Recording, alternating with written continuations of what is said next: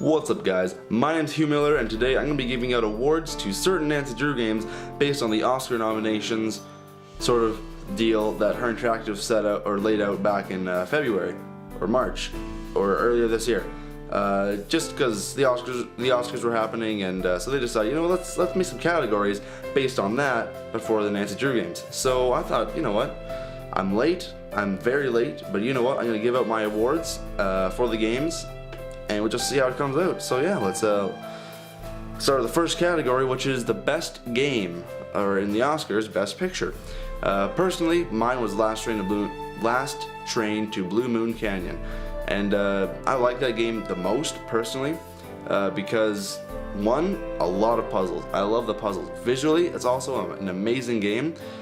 When I first bought it, the reason I actually bought the game was because if you look inside the cover of the box, it shows gemstones, which is, I don't know why, but I was just like, oh dude, there's gemstones, gotta get this game. So that was a little weird. I don't know why I did that. I'm glad I did though. Definitely one of my favorite games of all time. And it is sitting right there on the shelf. Beautiful blue box, number 13. Yeah, I didn't need to say that. But yeah, I love the characters in that game too. There's like 8, I think, including phone characters. You got Bess and George and Frank and Joe and Charlena and John. Oh no, Lori, Tino, and if you want to count the guys at Copper Gorge, then Fatima and the Graveyard guys, that's 10 characters, which is crazy. That's a lot of characters in the game. But I loved, I'd say 80% of them. Graveyard guy, he can go away because we saw him. We didn't see him, we heard him actually. Lori Gerard, she was okay. She was fun. Wasn't my favorite character. Tino Balducci was amazing. I love Tino. John Gray was really nice. I liked him. And Frank and Joe, obviously, gotta love them. Charlena was, 50-50. Who else was there?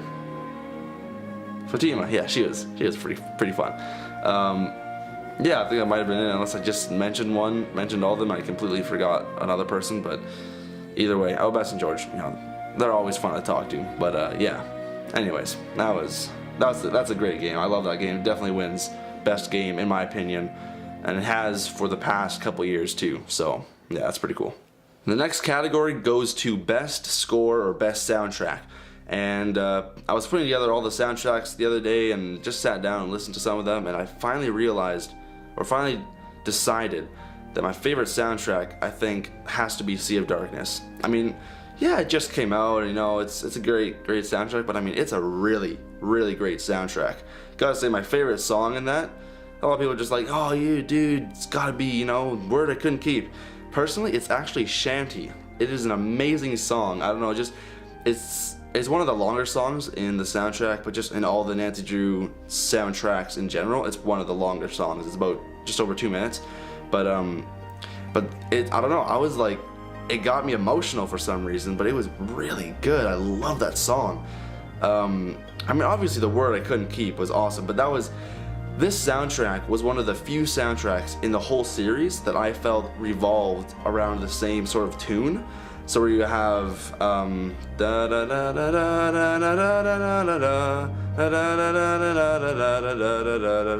like that sort of theme. It seemed like, I'd say 75% of the songs in the soundtrack actually sort of stuck to that theme or played it at some point, which I thought was awesome. Whereas if you play like the Shadow Medallion, they sort of go along with the theme of the game, but they don't sort of go with each other, if you get what I'm going at. But Sea of Darkness, I don't know, something about that soundtrack is so good to the point where I love every song in the soundtrack. I mean, there's a lot of games where I love every song, but I don't know, this one was just, I love the soundtrack. It's so nice, it is very emotional, I gotta say, in so many ways. But yeah, definitely my favorite song in the soundtrack is by far Shanty. It's so good. So yeah, you never really guess by the name of the song, Shanty. That's such a pathetic name, but the song itself is just beautiful. It's amazing. So if you haven't listened to it, listen to it. It's on my channel. Go listen to it. That's not my channel, that's my background. Go listen to it anyway. It's right there. No, it's my monitor. Right there, there it is. All right. The next category is for best male actor or best male character in that case. Personally, I gotta say, it's probably Mason Quinto. I thought he was superior to the series. He was, I don't know, man. He was really fun to talk to, really funny.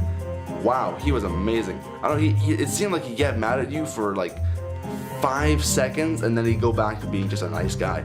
I don't know, he was a cool character. He's kind of like me to the point where, you know, some people I just really hate. I like being organized. I really like being organized. I don't know. Sometimes I just be a little sassy too. So, but I don't hate everyone like he does. So that's a little difference that we've got. But definitely Mason Quinto, I think for me, would have to win the best male character in the series.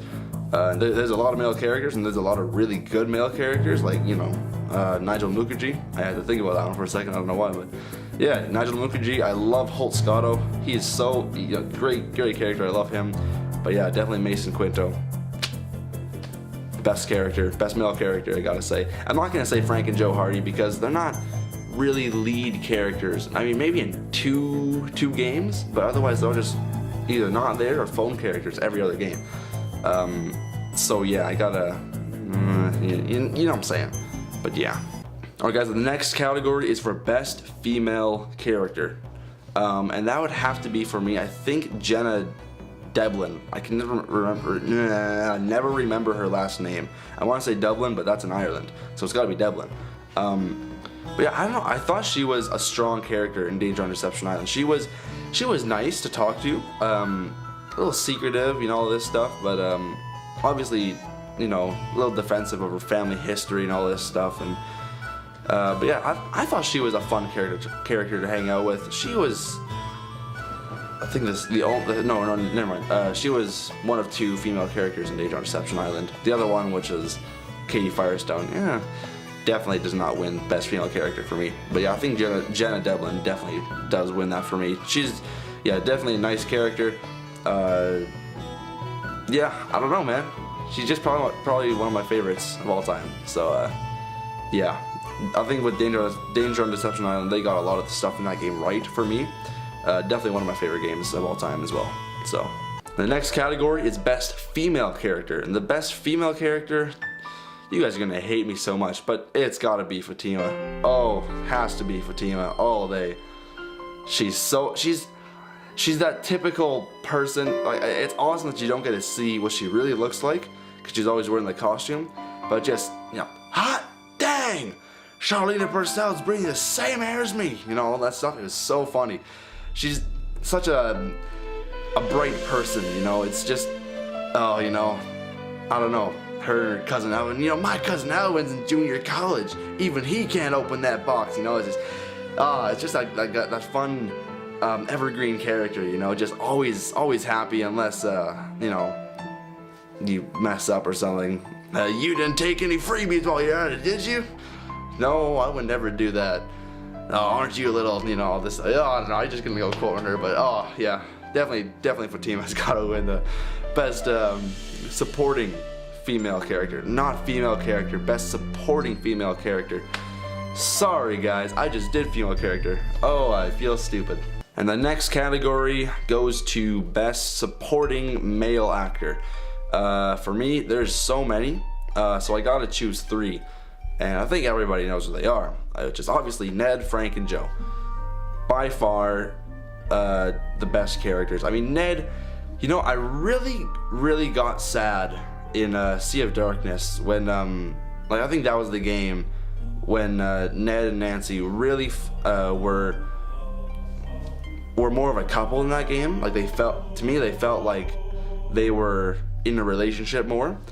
And just the way they talked to each other, and me realizing this was the last game with Lonnie Manella, I don't know, I think the way Ned acted and conveyed, or the way the actor conveyed Ned's character in that game, I don't know, it just, I was sad. I was legitimately sad thinking about how this is the last game with Nancy, or with the original Nancy, and now Ned I don't. It's just gonna feel weird talking to Ned, in the sense that it's not gonna be the original voice for Nancy. So it'll feel like I don't know. It's just gonna be weird, personally. But yeah. And then anyways, Frank and Joe as well. Gotta love Frank and Joe. Frank is, really smart. I mean, not to say Joe's dumb or anything, which he a little bit is, but he's also really smart. He's just a little bit too enthusiastic about a lot of things. He's hilarious in so many ways. But yeah, I think if I had to choose one of the two, it'd probably be Frank, because he knows his stuff like no one else. But Joe, I'd love to hang out with him. But yeah, they both provide like great hints. They're always fun to talk to all the time. The voice actors for them, the guy who plays Frank is Jason Von Spreeken. The guy who plays Joe, I can never remember his name. But yeah, they both do it so well, and so I think that's what really makes the characters come alive, for them especially. So I love Frank and Joe for that reason, but just they're always fun to be around. And another reason I love Last Train to Blue Moon Canyon is because they're in that, so I got to talk to them all the time and all this stuff, and some great lines. Great, so you can go make burgers and all this stuff and get Joe a hamburger. Zooms in on his face like this, and he's just like, cheeseburger. It's just that pathetic little thing that just is so famous through the whole Nancy Drew community that you gotta laugh every time you see it, because it's so prime. But I dropped my card here. Sorry guys, I'm just reading off this to know what to say. That's a little documentary, but anyways. Oh, screen's going black. That's not good. Let's just move that, and it should be back right now. Got it. Okay. Yeah, but that's definitely, I think those three, Frank, Joe, and Ned, are my what was it? Best supporting male actors personally, for me. So yeah. All right, guys. The next category is best art or best visual effects or something. But for me, I think I gotta go with Sea of Darkness again, because I mean, one, we're in the newer era of Nancy Drew games, so obviously the technology and the way the games look are gonna be way better. But this game was phenomenal because the snow coming down when you're walking around through I can't remember where it takes place in. Where is it? It's where does it take place? Was it somewhere in Iceland? I can't remember. Skipbrot. That's what it was. I remember that now. Okay, I got it. Skipbrot. That's what it is. But yeah, just walking around there and having the snow fall down. It was, it was such high quality where it was almost, if it wasn't already, 60 frames per second coming down. That was awesome. And the Northern Lights, man, that was a great feature, because where other scenes in the game may seem like they were